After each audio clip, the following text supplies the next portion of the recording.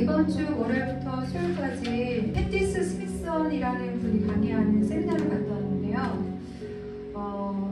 하나님께서 꼭 가라고 하는 마음을 주셔가지고 갔다 왔는데, 그 중에서 가장 인상적이었던 메시지 중에 하나는 뭐냐면, 우리는 누구나 부흥을 갈망하고 있잖아요. 부흥이라는 것은 무엇일까요? 하나님이 나타나시는 거고 하나님이 행하시는 게 보이는 것입니다. 그리고 이전까지 저희들이 경험한 많은 부흥들은 주님의 나타내심 앞에 다 여호와께 마음을 돌이키고 또 자신의 죄를 회복하고 회개하고 그리고 거룩을 회복하는 그런 부흥, 기적과 이적이 일어나고 누가 전도를 하지 않아도 주님께 달려가는 그런 놀라운 부흥들을 우리가 세계사적으로 그리고 평양대 부흥을 통해서 많이 들었습니다. 그런데 이제 일어나는 부흥은 그러한 부흥이라기보다는 물론 그러한 이적과 기적도 따르겠지만 거룩함이 회복되는 부흥이라고 말씀하셨습니다. 저는 이 말씀에 전적으로 동의하고 이미 그것이 대한민국에서 시작이 되었고 그리고 열방 중에서 그것이 시작되었음을 믿습니다.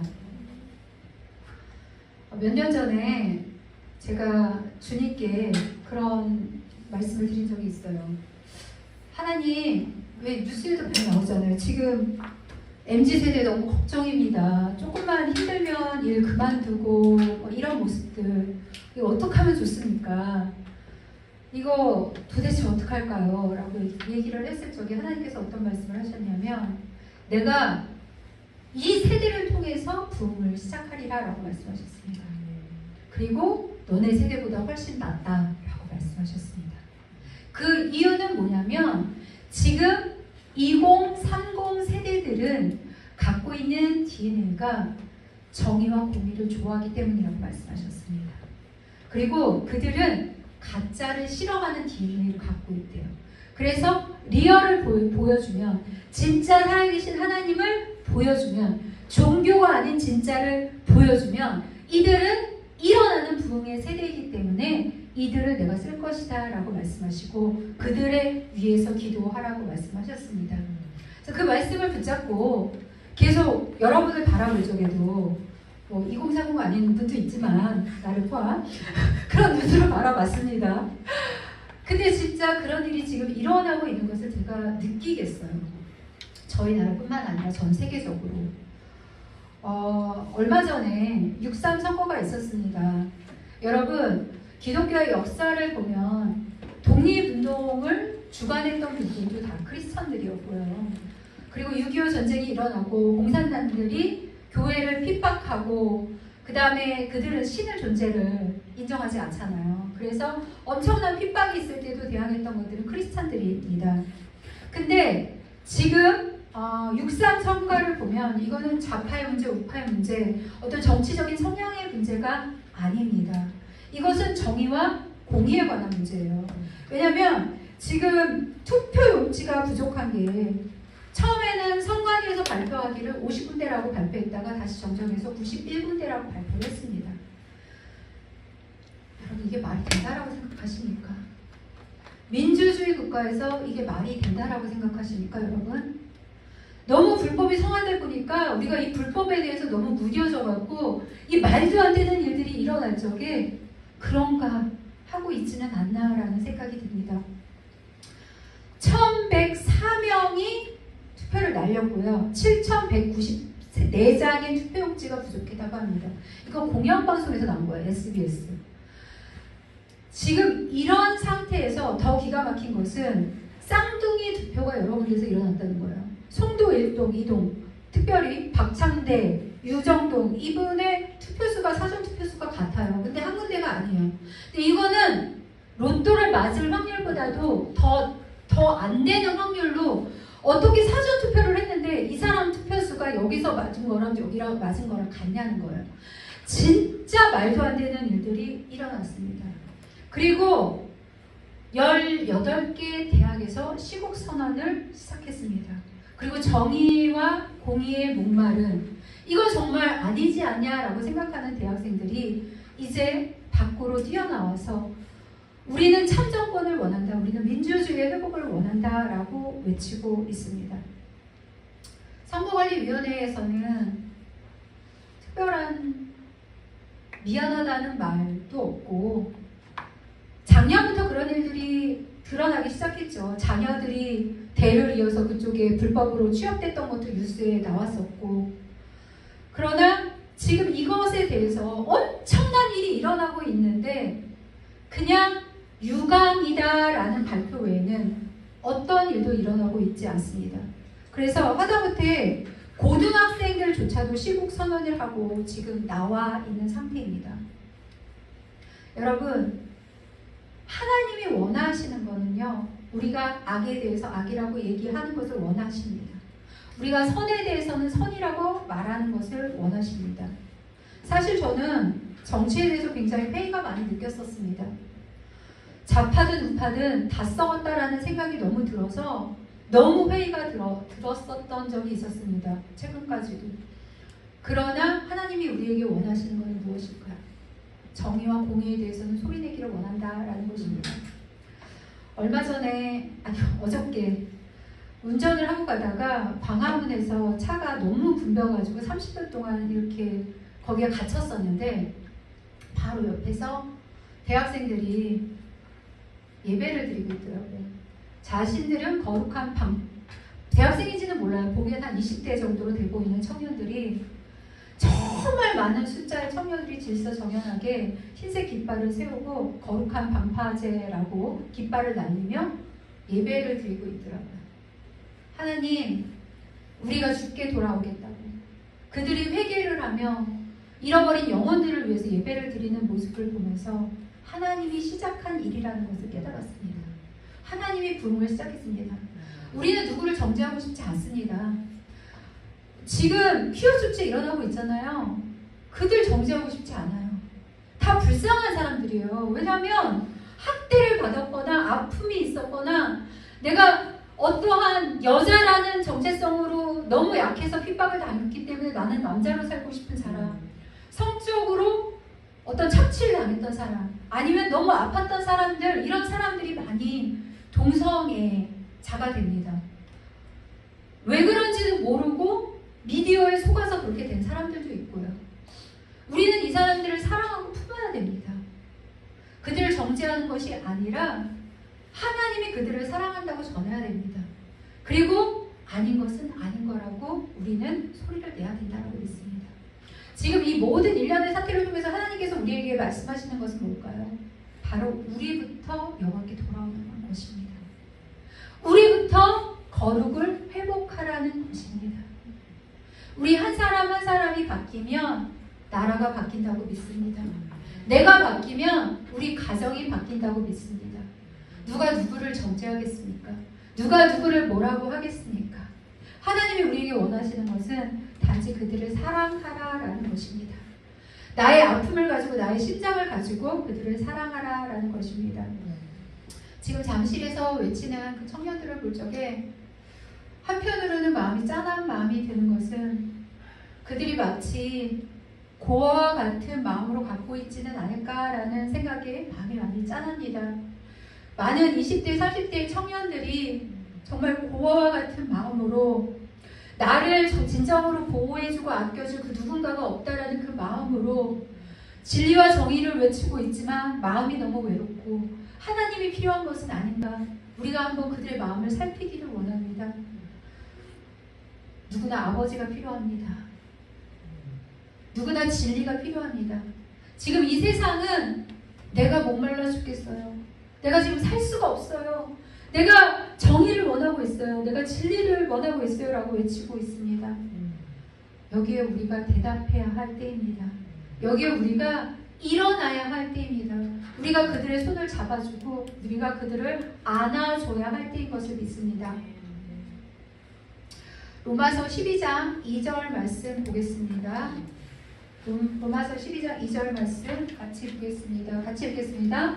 너희는 이 세대를 본받지 말고 오직 마음을 새롭게 함으로 변화를 받아 하나님의 선하시고 기뻐하시고 온전하신 뜻이 무엇인지 분별하도록 하라. 아멘. 너희는 마음을 새롭게 하라고 말씀하십니다. 어디로부터 새롭게 해야 할까요? 이 세대는요, 결핍에 메인 세대입니다.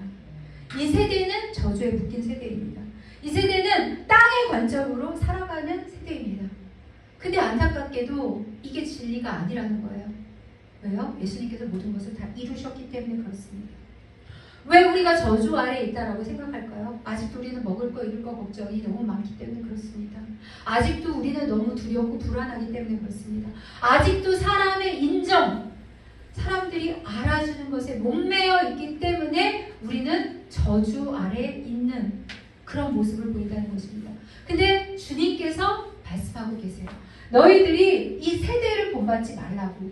이 세대는 그렇게 살아갈지라도 너희들은 마음을 새롭게 하라고 주님께서 말씀하고 계시는 거예요.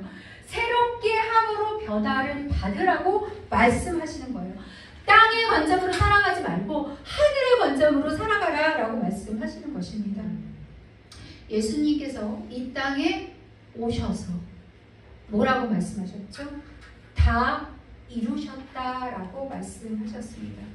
예수님께서는 요한복음 19장 30절 말씀을 보면 십자가의 사건을 하시고 나서 다 이루셨다라고 말씀했습니다. 예수께서 십포도주를 받으신 후에 이르시되 다 이루었다 하시고 머리를 숙이고 영혼을 떠나가십니다. 아멘. 다 이루셨다라는 게 무슨 뜻일까요? 진리입니다. 그렇죠? 우리는 진리의 근거에서 사는 세대입니다. 다 이루셨다라는 것은 내 죄를 대속했고 내가 생명을 되찾았고 나의 저주가 끊겼고 나는 새로운 피조물이 되었다는 얘기입니다. 맨날 죽어라는 존재가 아니라 에덴에서의 그 모든 아담과 하와가 받은 그 저주가 끊겼다는 얘기예요. 끊겼어요, 여러분. 우리가 속고 있는 거예요. 그래서 여전히 우리가 땅에 대해서 하늘의 차원에서 살지 못하는 것입니다. 에덴에는 하나님의 공급이 있습니다. 에덴에는 하나님의 보호가 있습니다. 에덴에는 하나님의 인정이 있어요. 누구한테 사랑받으려고 애쓸 필요가 없어요. 나 좀 인정해주세요. 나 좀 사랑해주세요. 나 좀 어떻게 해주세요 할 필요가 없어요. 주님께서 우리를 다시 두고 계시는 거예요. 네가 있을 자리는 그 자리가 아니야. 네가 있을 자리는 이미 다 회복된 그 자리야. 이미 회복된 그 자리 나에게로 와라. 나에게는 완벽한 보호가 있어. 그래서 너가 두려워할 필요가 없어. 나에게 와. 나에게 오면 완벽한 공급이 있어. 그러니까 네가 걱정할 필요가 없어. 나에게 와. 나에게 오면 완전한 용납받음이 있어. 너로서 존재로서 사랑받는 그것이 있다라고 주님께서 우리를 초대하고 있는 것입니다. 이미 에덴은 회복되었습니다. 아멘. 이미 회복되었습니다. 그러면 우리가 무엇을 해야 합니까? 첫째는 인식을 해야 합니다. 인식은 뭐냐면 내가 묶여있는 곳이 어딘지를 솔직하고 고백하고 나가면 되는 것입니다. 우리는 다 연약합니다. 주님은 그것을 탓하지 않습니다. 때로는 두렵고 때로는 돈 때문에 걱정되고 때로는 사람들이 나 좀 알아봐 줬으면 좋겠고 때로는 인생의 실패자처럼 느껴질 때가 있습니다. 그 마음 그대로 주님께 내려놓고 주님께 나아가면 돼요. 주님을 예배하면 돼요. 주님을 예배하면 그 안에 참 평화와 참 인정과 참 보호와 참 복음을 우리가 느끼게 된다는 것입니다. 주님이 정말 우리에게 원하시는 것은 그 혼의 두려움으로부터 자유케 되기를 원하신다는 거예요. 저주가 뭐냐? 묶여있는 거예요. 두려워 벌벌 떠는 거예요. 슬퍼하는 거예요. 아파하는 거예요. 그것을 들 수는 있어. 그렇지만 그 자리가 내가 있을 자리는 아니라는 것을 인식하며 나아가는 거예요. 하나님이 있는 그 승천의 자리로 주님께서 우리가 나아가기를 원하신다라는 것입니다. 여러분, 주님께서는 십자가에 달리시고 부활하셨습니다. 부활이 상징하는 것은 무엇일까요? 죄와 사망에서 이겼다는 것입니다. 죄와 사망에서 이겼다는 거예요. 우리를 계속 붙잡는 게 무엇입니까? 죄와 사망이에요. 그런데 여기에서 이미 승리를 하셨다라는 것입니다. 그러면 그러고 나서 주님께서 하신 일이 무엇입니까? 바로 승천입니다. 그럼 승천이 나타내는 것은 무엇이에요? 매일 삶 속에서 그 안식을 누리는 거예요. 주님께서 하신 일을 누리는 거예요. 가장 첫 번째 우리가 알아야 할 것은 무엇이냐면 내가 있는 자리가 어디인지를 아는 것입니다. 내가 있는 자리는 바로 그 승천의 자리예요. 에베소서 2장 말씀 같이 보겠습니다. 에베소서 2장 말씀 같이 읽겠습니다. 시작. 긍휼히 풍성하신 하나님이 우리를 사랑하신 그 특사랑으로 인하여 허물로 죽은 우리를 그리스도와 함께 살리셨고 또 함께 일으키사 그리스도의 예수 안에서 함께 하늘에 앉히시니. 아멘. 지금 내가 있는 자리가 어디예요? 바로 하늘의 보좌 자리라는 것입니다. 하나님은 땅의 관점에서 살기를 원하시는 게 아니라 하늘의 관점에서 살기를 원하신다는 것입니다. 땅의 관점은 어떤 관점일까요? 근심, 걱정, 염려, 두려움, 우울, 모든 무거운 짐을 나홀로 지고 걸어가는 그 모습이 땅의 관점입니다. 하늘의 관점은 무엇일까요? 하나님의 생명과 회복과 풍성함과 자유와 안정감과 평화와 누림과 그 모든 것이 하늘의 관점이라는 거예요. 주님은 우리에게 원하시는 것이 그 관점에서 출발을 하라라는 것입니다. 항상 중요한 것은 무엇이냐면 생각입니다. 여러분 가장 중요한 게 무엇이잖아요? 생각이에요. 이 생각을 바꾸는 게요. 어떤 사람은 1초만 해도 되고요. 어떤 사람은 30년도 걸리는 거예요. 이 관점의 변화가 모든 것을 바꾸는 거예요. 생각과 관점이 결국에 뭔지 아세요, 여러분? 이게 믿음이에요. 내 생각이 믿음이고 내 관점이 믿음이에요. 사람은 믿음만큼 살아낼 수밖에 없습니다. 근데 진리의 근거에서 하나님께서 이 관점을 가지라는 거예요. 어떤 관점을 세상은 계속 주시냐면 너는 부족해. 너는 결핍이 있어. 너는 그것을 채워야 돼. 라는 관점에서 우리를 출발하게 만든다는 거예요. 그것은 타락한 에덴의 관점이라는 거예요. 근데 하나님께서는 뭐라고 말씀하시냐면 이미 충분해. 이미 다 이루었어. 너는 이미 보좌에 있어. 성령 충만을 구하는 게 아니라 하나님의 영광 위에서 시작을 하는 거예요. 나는 무언가를 이루어야 할 모자란 존재가 아니라 이미 내가 충분히 가진 것으로 갖고 나가는 자가 되기를 하나님은 우리에게 원하신다라는 것입니다. 여러분, 가나안 땅에 들어갈 적에 모세가 몇 명의 정탐꾼을 보냈습니까? 12명의 정탐꾼을 보냈습니다. 그 중에서 10명의 정탐꾼이 뭐라고 말을 했나요? 들어가 봤더니 그들이 본 것은 똑같아. 그런데 보고는 달라요. 그쵸? 12명이 들어가서 본 거는 똑같아요. 다른 거 본 거 아니잖아. 다 가나안 땅에 들어갔어요. 갔더니 뭐예요? 포도송이가 어깨에 메고 올 정도로 크대. 뻥인 거 같죠, 진짜예요. 저도 어디 갔지? 어느 나라 갔는데 진짜 크더라고. 어깨 메고 올 정도로 크대. 막 소사물이 너무너무 크대요. 근데 막 뭐라 그래? 거인들이 있어서 거기는 우리가 절대 취할 수가 없대. 철명거도 있고 우리는 우리 스스로 보기에 메뚜기 같대. 10명은 이렇게 얘기했단 말이에요. 근데 2명은 뭐라고 얘기해요? 하나님께서 우리의 주신 땅이다. 그들은 우리의 밥이다. 주님께서 우리가 허락하시면 거기를 반드시 취한다. 우리의 것이다. 라고 얘기해요. 이 차이가 뭐예요, 여러분? 관점입니다. 이 차이가 뭐예요? 믿음이에요. 하나님이 우리가 승리할 수 있는 이 비결은 이 관점의 차이라고 말씀하시는 거예요. 그래서 하나님께서 계속 말씀하시는 거예요. 더 높은 곳으로 올라오라고. 더 높은 곳으로 올라오라고. 네가 있는 그 자리로 올라오라고 말씀하시는 거예요. 그럼 하나님이 우리에게 보기 원했던 건 뭘까요? 거인일까요? 아니죠. 하나님이 우리가 보기를 원했던 것은 열매를 보기를 원한다라는 것입니다. 그러면 열매를 본 사람은 뭐를 향해서 갈까요? 열매를 향해서 갑니다. 거인을 본 사람은 어떻게 할까요? 무서워서 못 간다는 것입니다. 우리의 삶에는 거인들이 굉장히 많이 있어요, 여러분. 제 삶에도 많이 있습니다. 그러나 하나님은 그 거인의 쪼는 자가 아니라 크신 하나님을 바라보면서 나아가는 자를 원하신다는 것입니다. 하나님은 우리에게 이미 땅을 주셨습니다. 승리의 관점으로 그것을 취하라는 것입니다. 결핍의 관점으로 보는 것이 아니라 이미 다 이루었다라는 승리의 멘탈리티를 가지고 그 땅을 취하라고 주님께서 말씀하고 계시는 것입니다. 여러분, 우리가 오병이어의 기적을 봤을 적에 사람들이 정말 많은데 예수님의 말씀을 들으러 왔는데 먹을 것이 없어요. 결핍이에요. 근데 하나님은 결핍을 뭘로 바꿨습니까? 풍성함으로 바꾸셨다라는 거예요. 예수님이 보시기에 이들이 굶주리는 것에 대해서는 긍휼하게 여기셨지만 하나님께서는 그 오병이어를 통해서 무엇을 바라봤냐? 고개를 들어서 하나님을 바라봤다라는 거예요. 여러분, 우리 삶 가운데 결핍이 느껴질 때 하나님이 우리에게 원하시는 것은 무엇이냐면 눈을 들어서 하나님을 바라보기 원하신다는 거예요.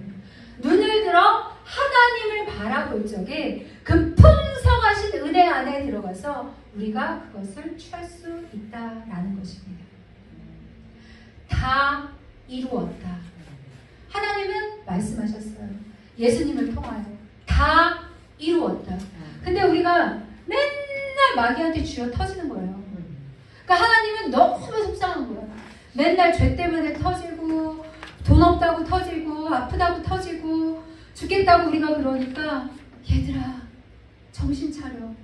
다 이루었어. 이미 승리가 다 끝났어. 너가 살아야 할 곳은 바로 그곳이다 라고 얘기를 하는 것입니다. 그래서 우리가 바꿔야 할 것은 무엇이냐? 관점을 바꿔야 되고요. 우리가 또 그 위치로 가야 되고요. 또 우리가 바꿔야 할 것은 무엇입니까? 바로 우리의 말입니다. 가장 중요한 것은 말에 있습니다. 사람의 말 그릇을 보면 그 사람이 무엇을 생각하고 있는지, 어떤 믿음을 갖고 있는지 알 수 있습니다. 우리가 그 보좌 위에서 사는 관점으로 얘기를 한다면 불평불만을 할까요? 안 하겠죠. 불평불만 안 하겠죠. 낙심의 말 안 하겠죠. 하더라도 다시 돌이키겠죠. 내 입술의 말을 우리가 객관적으로 지켜봐야 합니다. 저도 지켜보니까 안 좋은 말들 많이 하고 있더라고요. 그럼 다시 어디로 가야 됩니까? 보좌로 가야 되는 거예요. 이스라엘 백성들이 그렇게 광야를 헤맸던 이유가 뭘까요? 자기의 정체성을 모르고 계속 불평불만했기 때문에 약속의 땅을 못 들어가고 40년을 두었다는 것입니다.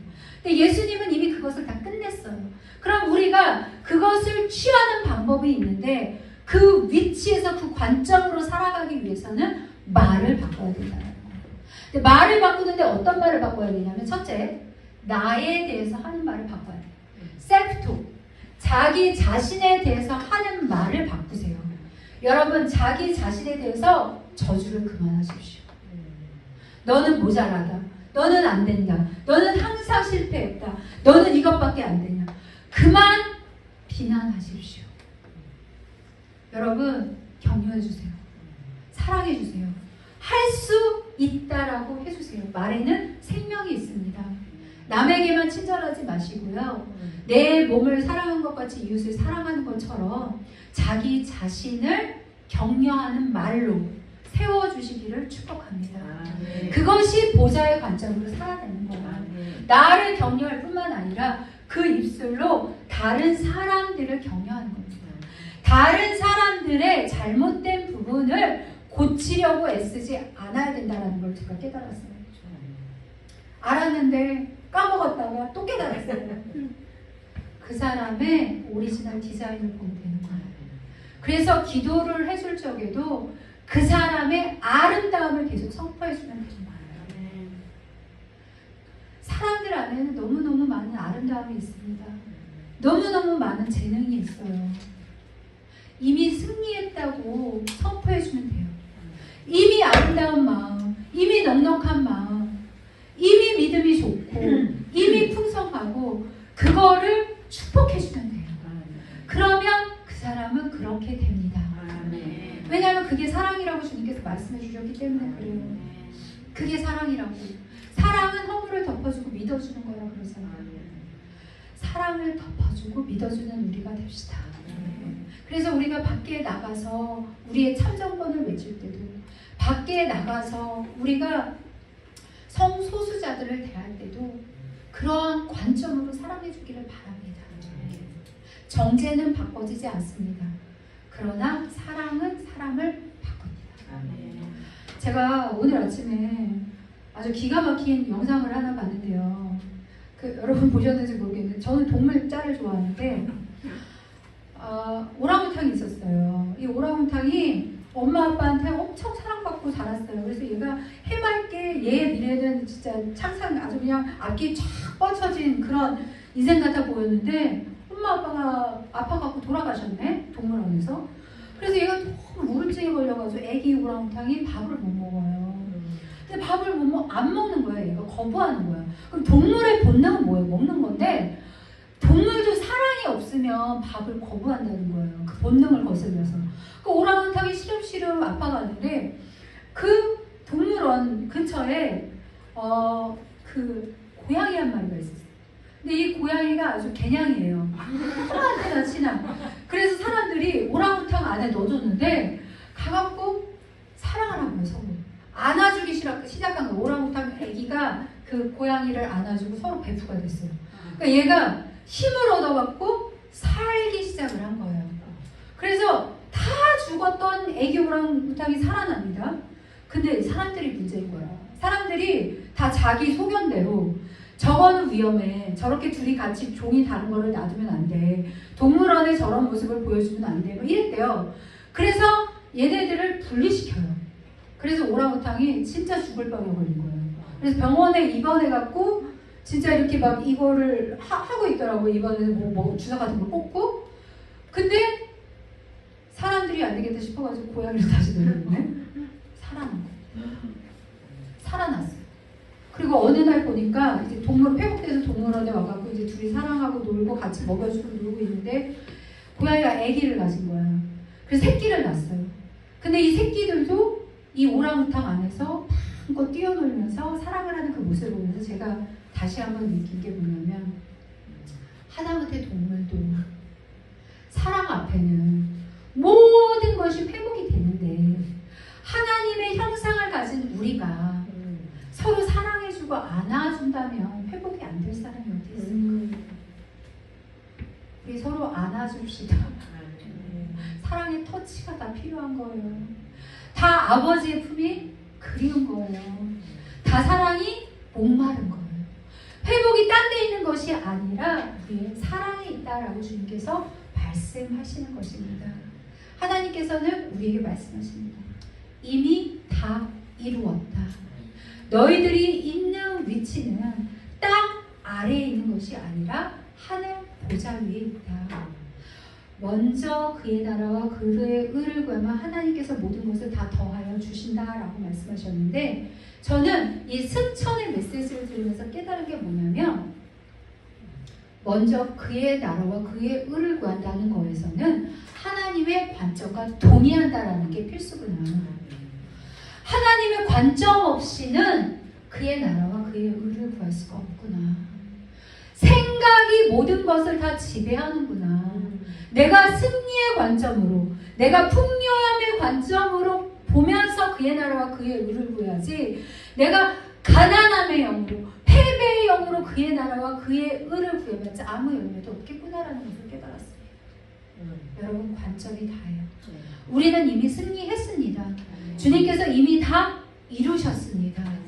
그리고 제가 또 하나 깨달은 것은 무엇이냐면 하나님께서 이 마지막 때에 끝까지 모든 열방, 모든 족속에게 복음을 전하라고 얘기했고요. 다음 세대의 부흥을 위해서 기도하라고 말씀했는데 우리가 전할 복음은 바로 이 복음이라는 거예요. 예수님께서 이미 승리하셨다라는 거예요. 예수님 때문에 이미 나는 완전한 자라는 거. 예수님 때문에 나는 이미 용납받은 자라는 거. 예수님 때문에 나는 사랑을 구걸할 존재도 아니요. 인정을 구걸할 존재도 아니요. 내가 필요를 구걸할 존재도 아니라는 거. 나는 왕이라는 거. 나는 다스리는 자라는 거.